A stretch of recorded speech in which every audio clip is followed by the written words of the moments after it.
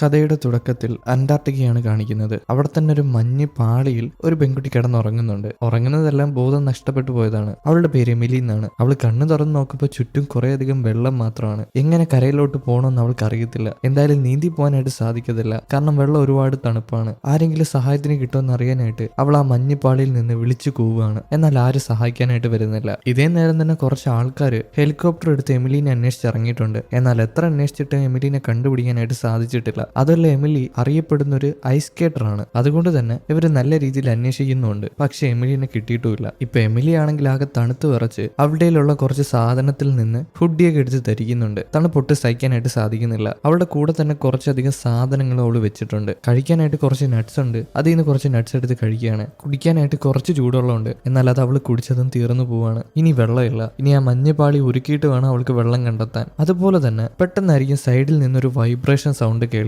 ഇവള് ചെന്ന് നോക്കുമ്പോൾ ഇവളുടെ ഫോണാണ്. ഇവളുടെ ഫോൺ ഇവളുടെ കൂടെ തന്നെ ഉണ്ട്. അതെടുത്ത് ആരെങ്കിലും വിളിക്കാൻ പറ്റുമോ, അല്ലെങ്കിൽ റേഞ്ച് കിട്ടുമോ എന്നൊക്കെ നോക്കുമ്പോൾ റേഞ്ച് ഒന്നും കിട്ടുന്നില്ല. അതല്ല, അതിന്റെ ഡിസ്പ്ലേ പൊട്ടിയിട്ടുണ്ട്. അതുകൊണ്ട് തന്നെ ആരെയും വിളിക്കാനായിട്ട് സാധിക്കുന്നില്ല. ഇങ്ങോട്ട് കോൾ വന്നാൽ ചിലപ്പോൾ എടുക്കാൻ പറ്റുമായിരിക്കും. പിന്നീട് എമിലി ആണെങ്കിൽ അവളുടെ കയ്യിലുള്ള ഫ്ലാസ്കിന്റെ അടപ്പിൽ കുറച്ച് മഞ്ഞ് വാരി വെച്ച് ഉരുകുന്നുണ്ട്. വെള്ളം വേണ്ടേ അവിടെ നിൽക്കാനായിട്ട്, അതുകൊണ്ട് വെള്ളം കൊണ്ടുവരാനായിട്ടാണ് മഞ്ഞുരുക്കുന്നത്. അതിനുശേഷം അവളുടെ ഒരു ബുക്ക് ഉണ്ടായിരുന്നു. ആ ബുക്ക് എടുത്ത് അതിൽ നിന്നൊരു പേജ് കീറി ആ മഞ്ഞുപാളിയിൽ വെക്കുകയാണ്. അവളുടെ ഒരു ലെൻസും ഉണ്ട്. ആ ലെൻസ് എടുത്ത് വെയിലത്ത് കാണിച്ച് പ്രകാശ് ആ പേപ്പറിൽ തട്ടിക്കുന്നുണ്ട്. അത് തട്ടിച്ചിട്ട് കുറെ നേരം കഴിയുമ്പോൾ പതിയെ പതിയെ ആ പേപ്പർ കത്തുകയാണ്. ആ ഒരു ചെറിയ ചൂടിൽ അവള് ആശ്വാസം കണ്ടെത്തുന്നുണ്ട്. എന്നാൽ അതൊന്നും പോരാ ആ തണുപ്പില്. ഇപ്പൊ അവള് കരയിൽ നിന്ന് കുറച്ച് അകലത്തായിട്ട് മാറിയാണ് നിൽക്കുന്നത്. എന്നാൽ അവൾക്ക് വേണമെങ്കിൽ റിസ്ക് എടുത്തിട്ട് നീന്തിപ്പോവാം. പക്ഷെ അവൾക്ക് പേടിയാണ്. ആരെങ്കിലും രക്ഷിക്കാൻ വരുമെന്നുള്ള പ്രതീക്ഷയിലാണ് അവിടെ ഇരിക്കുന്നത്. അന്ന് രാത്രി വന്ന നേരത്ത് കാലാവസ്ഥ ഒരുപാട് കഠിനമാവുകയാണ്. നല്ല രീതിയിൽ മഴയൊക്കെ വരുന്നുണ്ട്. ഇടിയും മിന്നലും വെട്ടുകയാണ്. ഈ മഴ പെയ്യുമ്പോൾ കടലിന്റെ മട്ടും ഭാവവും എല്ലാം മാറാണ്. കടൽ ഇളകി മറിയാനായിട്ട് തുടങ്ങും. എമിലി പെട്ടെന്ന് തന്നെ അവളുടെയിലുള്ള ടെന്റ് എടുത്ത് അത് അവൾ അടിക്കാനായിട്ട് തുടങ്ങും. ഒരു ടെന്റ് പോലെ ആക്കിയിട്ട് അതിനകത്ത് കയറി തണുപ്പ് കൊള്ളാതിരിക്കുകയാണ്. എന്നാൽ ഈ മഴ പെയ്തത് കാരണം കാലാവസ്ഥ ഒരുപാട് മോശമാണ്. ഒരുപാട് തിരമാലകൾ വരുന്നുണ്ട്. ഇവളുള്ള മഞ്ഞുപാളി വല്ലാത്ത രീതിയിൽ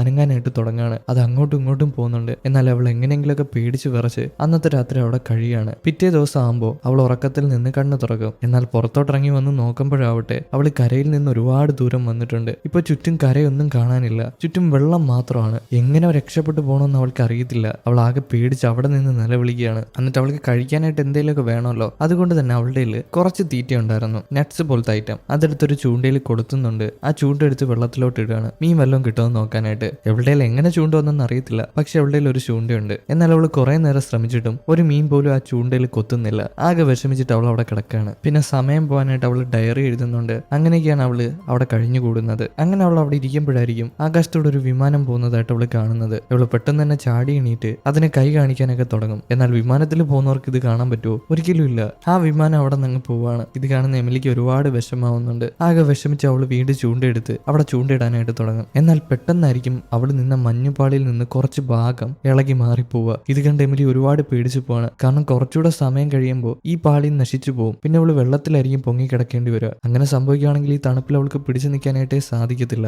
എന്തായാലും അവൾ ഇത് ചിന്തിച്ചുകൊണ്ട് നിൽക്കുമ്പോഴായിരിക്കും ടെന്റിൽ നിന്ന് വീണ്ടും വൈബ്രേഷൻ സൗണ്ട് കേൾക്കുന്നത്. ഉടനെ ഓടി ടെന്റിൽ ചെന്ന് അവളുടെ ഫോൺ എടുക്കുകയാണ്. ഫോണിലോട്ട് ആരോ വിളിച്ചതാണ്. എങ്ങനെ റേഞ്ച് കിട്ടിയിട്ടുണ്ട്. അവൾ അതെടുത്ത് സംസാരിക്കുമ്പോൾ ഒരു AC കമ്പനിയിൽ നിന്ന് ഒരു സെയിൽസ്മാൻ വിളിച്ചതാണ്. ഞാൻ ഇന്ന കമ്പനിയിൽ നിന്നാണ് വിളിക്കുന്നത്. ഇവിടെ AC ഒരുപാട് ഓഫറിലുണ്ട്. നിങ്ങൾക്ക് AC വല്ലതും വേണമെന്ന് ചോദിക്കുമ്പോൾ നമ്മുടെ എമിലി പറയാണ്, ഞാൻ അന്റാർട്ടിക്കയിൽ കുടുങ്ങിക്കിടക്കാണ്. എത്രയും പെട്ടെന്ന് തന്നെ നിങ്ങൾ പോലീസിനെ വിവരം അറിയിക്കണമെന്ന് പറയുമ്പോൾ ഈ AC കാരൻ അത് വിശ്വസിക്കുന്നില്ല. നിങ്ങൾക്ക് AC വല്ലതും വേണമെങ്കിൽ പറഞ്ഞാൽ മതി എന്ന് പറഞ്ഞിട്ട് ഇയാളങ്ങ് ഫോൺ കട്ട് ചെയ്യാണ്. എമിലിക്ക് ഒരുപാട് ദേഷ്യം വരികയാണ്. എമിലി പറഞ്ഞിട്ട് അയാളെ വിശ്വസിച്ചില്ലല്ലോ. സാധാരണ ഒരു മനുഷ്യൻ എന്തായാലും വിശ്വസിക്കത്തില്ല. അതുകൊണ്ടാണ് അവനും വിശ്വസിക്കാൻ. അവൾ ആകെ വിഷമിച്ച് പുറത്തോട്ടിറങ്ങി വന്ന് ആ ഫോണിൽ റേഞ്ച് കിട്ടുമെന്ന് നോക്കും. റേഞ്ച് ഒക്കെ കിട്ടുന്നുണ്ട്. പക്ഷേ അത് തുറന്ന് വിളിക്കാനായിട്ട് സാധിക്കുന്നില്ല. കാരണം അതിന്റെ ഡിസ്പ്ലേ പോയതാണ്. അവൾ അവിടെ തന്നെ ഇരുന്ന് കരയുകയാണ്. ഒരാൾ വിളിച്ചിട്ട് അയാളോട് കാര്യങ്ങൾ പറഞ്ഞപ്പോൾ അയാൾ അത് മനസ്സിലാക്കാതെ ഫോൺ കട്ട് ചെയ്തില്ലേ. അത് ആലോചിച്ചിട്ട് അവിടെ ഇരുന്ന് തന്നെ കരയാണ്. അന്ന് രാത്രിയാവുന്ന നേരത്ത് അവൾ ഒരു ടോർച്ച് എടുത്ത് ആ മഞ്ഞുപാളിയിൽ കുത്തി വെക്കുന്നുണ്ട്. അതിന്റെ ഫ്ലാഷിംഗ് മോഡ് ഓൺ ആക്കിയിടാണ്. ടോർച്ച് ഇങ്ങനെ ഇടയ്ക്കിടയ്ക്ക് കത്തിക്കൊണ്ടിരിക്കും. ആകാശത്തൂടെ വല്ല വിമാനങ്ങൾ പോവുകയാണെങ്കിൽ അവർക്ക് മനസ്സിലാവണം ഒരാൾ ഇവിടെ പെട്ട് കിടക്കുകയാണെന്ന്. അതിനു വേണ്ടിയിട്ടാണ് അങ്ങനെ കുത്തിവെക്കുന്നത്. ആ ടോർച്ച് കുത്തിവെച്ചതിന് ശേഷം അവൾ ടെന്റിൽ പോയി കിടന്നുറങ്ങുകയാണ്. ഈ കിടന്നുറങ്ങുന്ന സമയത്ത് ആ മഞ്ഞുപാളിയിൽ നിന്ന് കുറച്ചധികം പാളികൾ ഇളകി പോകുന്നുണ്ട്. അധികം വൈകാതെ തന്നെ ഈ മഞ്ഞുപാളി ഒരുപാട് ഉരുകിയിട്ട് ആ മഞ്ഞുപാളി അവിടെ ഇല്ലാതാവും. പിന്നെ എമിലി എങ്ങനെ അവിടെ സർവൈവ് ചെയ്യും? അതൊക്കെ നമുക്ക് മുമ്പോട്ട് പോകുമ്പോൾ മനസ്സിലാക്കാം. പിറ്റേ ദിവസം ആകുമ്പോൾ എമിലി ഉറക്കത്തിൽ നിന്ന് എണീറ്റ് വരികയാണ്. അവൾ പുറത്തോട്ടിറങ്ങി വരുമ്പോൾ ആ മഞ്ഞുപാളി ഉരുകിയിട്ട് രണ്ടായിട്ടുണ്ട്. അവൾക്ക് ഇത് കാണുമ്പോൾ ഒന്നും കൂടെ പേടി കൂടുകയാണ്. പിന്നീട് എന്തായാലും അവൾ കുറച്ച് നട്ട്സ് ഒക്കെ എടുത്ത് കഴിച്ചിട്ട് അവളുടെ ബൈനാക്കുലറും എടുത്ത് ദൂരോട്ട് പുറത്തോട്ട് അങ്ങനെ നോക്കി നിൽക്കും, ഏതെങ്കിലും ഷിപ്പോ വിമാനോ എന്തെങ്കിലും വരുന്നുണ്ടോ എന്ന് അറിയാനായിട്ട്. അങ്ങനെ നോക്കിയിരിക്കുമ്പോഴായിരിക്കും അപ്രതീക്ഷിതമായിട്ട് ഒരു കപ്പൽ അങ്ങോട്ട് വരുന്നത്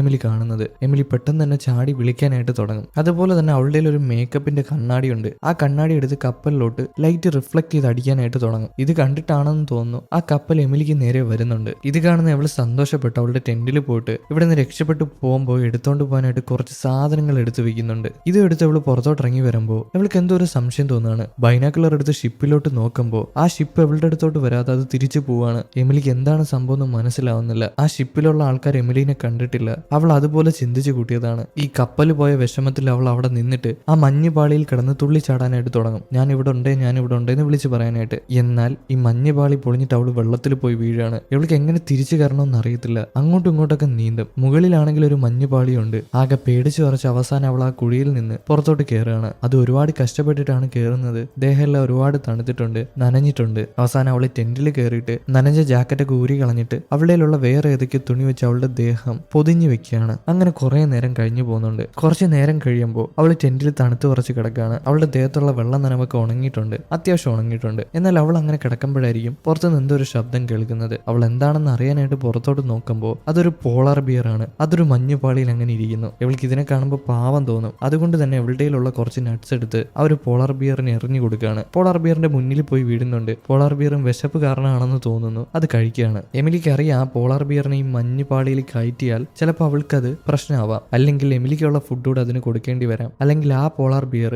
എവളെ ഉപദ്രവിക്കാം. എവൾ ഈ കുട്ടി പോളാർ ബിയറിനെ നോക്കിയിരിക്കുമ്പോഴായിരിക്കും ദൂരെ നിന്നായിട്ടൊരു പോളാർ ബിയർ വരുന്നത് എവള് കാണുക. ഇത് കണ്ട് പേടിച്ചിട്ട് എവളാണെങ്കിൽ ടെന്റിൽ കയറി ഒളിഞ്ഞിരിക്കുകയാണ്. ആ പോളാർ ബിയർ വന്നാൽ എവൾ എന്തായാലും കൊന്നുകളയും. അത് അമ്മ പോളാർ ബിയർ ആണ്, മറ്റേത് കുട്ടി പോളാർ ബിയർ ആണ്. ഇവള് ടെന്റിൽ കയറി ഒളിഞ്ഞിരിക്കുമ്പോൾ അവളുടെ പാളിയിൽ മഞ്ഞ് പാളിയിൽ ഒരു പോളാർ ബിയർ കയറി വരുന്നുണ്ട്. ആ ടെന്റിന് ചുറ്റും അങ്ങനെ നടക്കുകയാണ്. ഇതറിയാവുന്ന അവള് പേടിച്ചു വിറച്ചിരിക്കുമ്പോൾ പെട്ടെന്നായിരിക്കും വെള്ളത്തിലോട്ട് ആ ജീവി ചാടുന്ന ശബ്ദം കേൾക്കുക. ആ പോളാർ ബിയർ ഒന്നും കിട്ടാത്തത് കൊണ്ട് തന്നെ അവിടെ നിന്ന് പോയി. എന്തായാലും അവൾ ഉടനടി പുറത്തോട്ടൊന്നും ഇറങ്ങുന്നില്ല. അന്ന് രാത്രിയാണ് പുറത്തോട്ട് ഇറങ്ങി വരിക. അതും തണുത്ത് വിറച്ചിട്ടൊക്കെയാണ്. അവൾ പുറത്തോട്ട് ഇറങ്ങി വരുമ്പോൾ അവൾക്ക് ഒറോറ കാണാനായിട്ട് കഴിയുന്നുണ്ട്. ആ ആകാശമൊക്കെ കാണാൻ ഒരുപാട് ഭംഗിയാണ്. അത് കണ്ട് അവൾ ആസ്വദിക്കുന്നുണ്ട്. അവൾ ഈ ഒറോറ കണ്ടിട്ട് ടെന്റിന്റെ അകത്ത് കയറി പോവാണ്. അകത്ത് കയറിപ്പോയിട്ട് അവളുടെ കുറച്ച് വസ്ത്രം ഉണ്ടായിരുന്നു. ആ വസ്ത്രം എടുത്തിട്ടിട്ട് പുറത്തോട്ട് വന്ന് ഐസ് സ്കേറ്റ് ചെയ്യാനായിട്ട് തുടങ്ങുകയാണ്. ഇനി ചിലപ്പോൾ അവിടെ നിന്ന് രക്ഷപ്പെട്ടു പോയില്ലെങ്കിലോ, അങ്ങനെ രക്ഷപ്പെട്ടു പോയില്ലെങ്കിൽ അവൾക്ക് പിന്നീട് ഐസ് സ്കേറ്റിംഗ് ചെയ്യാനായിട്ട് സാധിക്കത്തില്ല. അതുകൊണ്ട് തന്നെ ആ ആഗ്രഹം തീർക്കാനായിട്ടാണ് ആ മനോഹരമായിട്ടുള്ള അന്തരീക്ഷത്തിൽ അവൾ ഐസ് സ്കേറ്റിംഗ് ചെയ്യുന്നത്. എന്തായാലും ഐസ് സ്കേറ്റിംഗ് ഒക്കെ ചെയ്ത് കഴിഞ്ഞിട്ട് അവൾ ടെന്റിൽ വന്ന് കിടക്കാണ്. അവളുടെ കയ്യിൽ തന്നെ ഒരു ലോക്കറ്റ് ഉണ്ട്. അതിനകത്ത് അവളുടെ സിസ്റ്ററിന്റെ ഫോട്ടോയാണ് വെച്ചേക്കുന്നത്. അവളുടെ ഒരു അനിയത്തിയുടെ ഫോട്ടോ. എന്നാൽ അനിയത്തിക്ക് എന്താണ് പറ്റിയെന്ന് അറിയത്തില്ല. കുട്ടിക്കാലത്തുള്ള അനിയത്തിയുടെ ഫോട്ടോയാണ് വെച്ചേക്കുന്നത്. അങ്ങനെ ലോക്കറ്റൊക്കെ നോക്കി കഴിഞ്ഞിട്ട് അവൾ കിടന്നുറങ്ങും. എന്നാൽ കുറച്ച് കഴിയുമ്പോൾ അവളുടെ ഫോൺ വീണ്ടും വൈബ്രേറ്റ് അടിക്കുകയാണ്. എന്താണെന്ന് എടുത്തു നോക്കുമ്പോൾ അവൾ ആ AC കച്ചവടക്കാരൻ വീണ്ടും വിളിച്ചതാണ്. അവൻ അവളോട് സംസാരിക്കാനായിട്ട് തുടങ്ങും. അവനിപ്പോ ആത്മഹത്യയുടെ വക്കിലാണ്. അവൻ ആത്മഹത്യ ചെയ്യാൻ പോവാണ്. ഇത് ലാസ്റ്റ് കോളാണ് എന്നൊക്കെ പറയാണ്. ഇത് കേൾക്കുന്ന എമിലി അവനോട്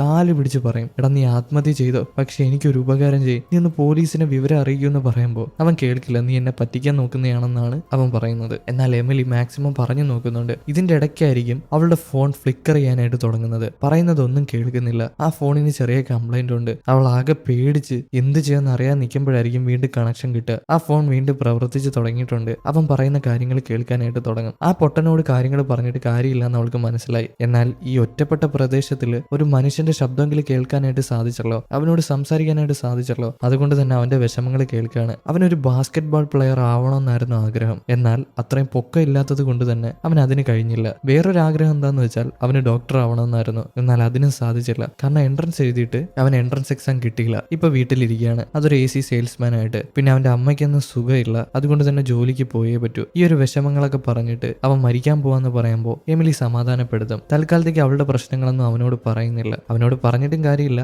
എത്ര പറഞ്ഞിട്ടും അവൻ വിശ്വസിക്കുന്നുമില്ല.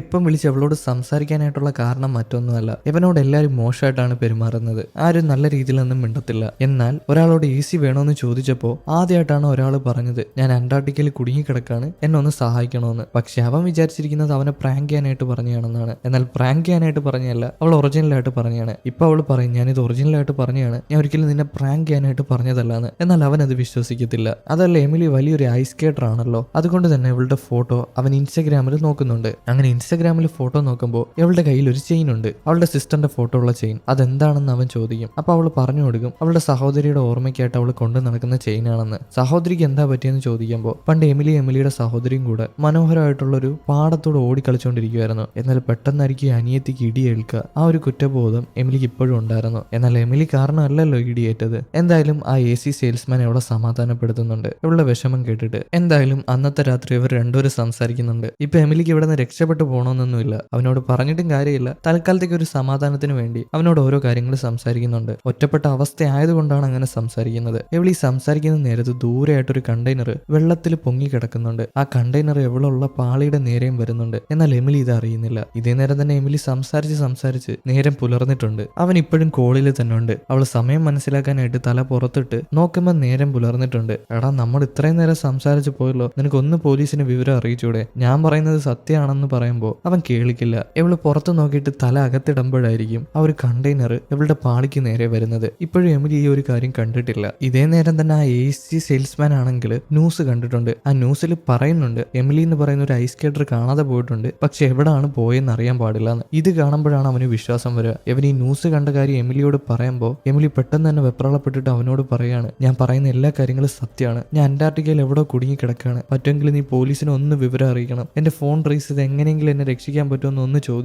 ഞാൻ ഇവിടെ കിടന്ന് മരണപ്പെട്ടു പോകുമെന്ന് പറയുമ്പോഴായിരിക്കും മറ്റേ ആ കണ്ടെയ്നർ വന്ന് ഈ പാളിയിൽ ഇടിയുന്നത്. അപ്പോഴേക്കും അവളുടെ ഫോൺ കട്ടായി പോയി. എവളിത് എന്താണെന്ന് അറിയാനായിട്ട് പുറത്തോട്ടിറങ്ങി വന്ന് നോക്കുമ്പോൾ ആ പാളി രണ്ടായി മുറിഞ്ഞു പോവാണ്. അതുമല്ല അവളുടെ ടെന്റൊക്കെ വിട്ടുപോയിട്ടുണ്ട്. ടെന്റ് ആണി അടിച്ചിട്ടല്ലേ അതിനകത്ത് വെച്ചിരുന്നത്. എന്നാൽ ഇത് പിരിഞ്ഞു പോയത് കൊണ്ട് തന്നെ ആണിയൊക്കെ വിട്ടുപോയിട്ടുണ്ട്. ഇവൾ എത്രയും പെട്ടെന്ന് തന്നെ വലിയ പാളിയിലോട്ട് സാധനങ്ങളെല്ലാം വാരിയിടാനായിട്ട് തുടങ്ങും. പിന്നാലെ തന്നെ അവളും എടുത്ത് ചാടും. എന്നാൽ അവൾ എടുത്ത് ചാടിയത് ഷൂവിന്റെ മുകളിലാണ്. ഐസ് സ്കേറ്റിംഗ് ചെയ്യുന്ന ഷൂവിന്റെ മുകളിൽ. അതിനകത്ത് ചാടിയത് അവളുടെ വയറ്റിൽ ഐസ് സ്കേറ്റിംഗ് ഷൂ പൊത്തു കയറുകയാണ്. ഇവള് വേദന സഹിച്ച് അതെങ്ങനെയെങ്കിലും വലിച്ചു വരുന്നുണ്ട്. രക്തം പോവുകയാണ്. ഈ രക്തം പോകുന്നത് നിർത്താനായിട്ട് അവൾ അതിൽ എന്തോ ഒരു സ്പ്രേ അടിക്കുന്നുണ്ട്. അതുപോലെ തന്നെ അവളുടെ ചൂണ്ട ഉണ്ടായിരുന്നു. ആ ചൂണ്ട എടുത്തിട്ട് അവൾ ആ മുറിവിലൂടെ പതിയെ കയറ്റിയിട്ട് അത് തുന്നാനായിട്ട് തുടങ്ങുകയാണ്. അവൾക്ക് ഒരുപാട് വേദന എടുക്കുന്നുണ്ട്. പച്ചയായ മാംസത്തിലൂടെയാണ് ഇങ്ങനെ ചെയ്യുന്നത്. ഈ ഒരു വേദന കാരണം, തുന്നിയ വേദന കാരണം അവൾ അവിടെ തന്നെ കിടന്നുറങ്ങി പോവാണ്. അവളുടെ കയ്യിൽ തന്നെ കുറച്ചധികം ബെഡ്ഷീറ്റോ ടെന്റോ മറ്റോ ഉണ്ട്. അതെല്ലാം ദേഹത്ത് മൂടിയിട്ടാണ് കിടന്നുറങ്ങുന്നത്. എന്തായാലും അവൾ കുറെ നേരം കിടന്നുറങ്ങിയിട്ട് കണ്ണ് തുറക്കുകയാണ്. കണ്ണ് തുറന്ന് നോക്കുമ്പോൾ അവളുടെ മുന്നിലായിട്ട് ഒരു മീൻ വന്ന് വീണിട്ടുണ്ട്. അത് കടലിൽ ചാടി കളിച്ചപ്പോൾ ആ പാളിയിൽ വന്ന് വീണതാണ്. ആ മീനിനോട് അവൾ സംസാരിക്കാനായിട്ട് തുടങ്ങും. എന്നോട് നീ ക്ഷമിക്കണം, നീ കുറച്ച് കഴിയുമ്പോൾ മരണപ്പെട്ടു പോകുമ്പോൾ ഞാൻ നിന്നെ ആയിരിക്കും തിന്നാൻ പോണേന്ന്. അങ്ങനെ ഓരോ കാര്യങ്ങളൊക്കെ സംസാരിച്ച് ആ മീനുമായിട്ട് കമ്പനിയാവാണ്. ഒറ്റപ്പെട്ട് പോയത് കൊണ്ട് തന്നെ അവളുടെ മാനസികാവസ്ഥ ഒരിക്കലും ശരിയല്ല. അതുകൊണ്ടാണ് ആ മീനിനോടൊക്കെ സംസാരിക്കുന്നത്. അവസാനം സംസാരിച്ച് സമയം കഴിയുമ്പോൾ ആ മീനിന് ബോധമില്ല.